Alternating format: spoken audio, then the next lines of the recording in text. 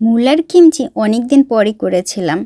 আর মূলার কিমচি করলে অনেকেই কমেন্ট করেন, আপু আমরা তো মূলার গন্ধই সহ্য করতে পারি না। মূলা রান্না করে খাইলে পরে ওই দিতে দিতে দিতে দিতে মানে সারা ঘর গন্ধ গন্ধ হয়ে যায়। আর আপনারা কাঁচা খান কেমনে? সত্যি তো, এই কাঁচা খায় কেমনে কোরিয়ানরা মূলাগুলা?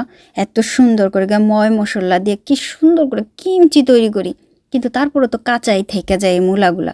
এই মূলাগুলা কোরিয়ানরা খায়, সারা ঘর তো গন্ধ গন্ধ হয়ে যায়। মানে রাস্তায় বেরোলেও গন্ধ, ঘরেও গন্ধ, বাস ট্রেন যে জায়গায় যাবেন শুধু গন্ধ আর গন্ধ, বুঝছেন? তারপরে হচ্ছে এই যে মরিচের গুঁড়াগুলো দিলেন আপু, এত এত ঝাল। যখন যাবে ওই যে বাথরুমে টয়লেটে, তখন কি করবে? আপু এই মরিচের যে পরিমাণে ঝাল, এটা কিভাবে কি করলেন আপনি? এই মরিচে কি ঝাল নাই?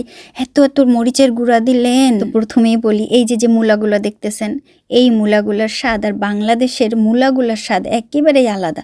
কোরিয়ান এই মূলাগুলো হয় মিষ্টি স্বাদের, একেবারেই মিষ্টি স্বাদের। কোনো মজা লাগে না খাইয়া, জানেন আমি কতবার কত তরকারিতে রান্না করি, ওই খাই, কিন্তু আমাদের দেশের মূলার স্বাদ পাই না। আমাদের দেশের মূলার স্বাদ পাওয়ার লেগে আমি যে এত মিস করি আমাদের দেশের মূলাগুলা, প্রচুর মিস করি, বুঝছেন? যেখানে যাই না কেন খুব মিস করি, রাস্তাঘাট ঘরে, মানে যখনই রান্না বান্না করি আর যখনই কিমচি তৈরি করি, মূলা তো অনেক বেশি মিস করি। আর তারপর হইতেছে মরিচের গুঁড়ো।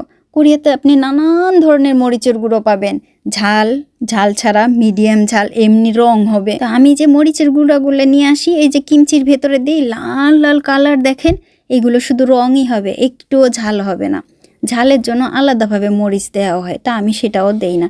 এই মরিচের গুঁড়া একেবারেই নর্মাল, কোনো রকমের কোনো কিছু হবে না। ওই যখনই বাথরুমে যাক না কেন, পিছন টিছন কোনো কিছু জ্বলবে না, বুঝছেন? আর এই কিমচি হচ্ছে ওই যে আমাদের দেশের অনেকটা আচারের মতো। আমরা যেমন আচার খাই, ঠিক তেমনি কোরিয়ানরা ভাতের সাথে কিমচি খায়।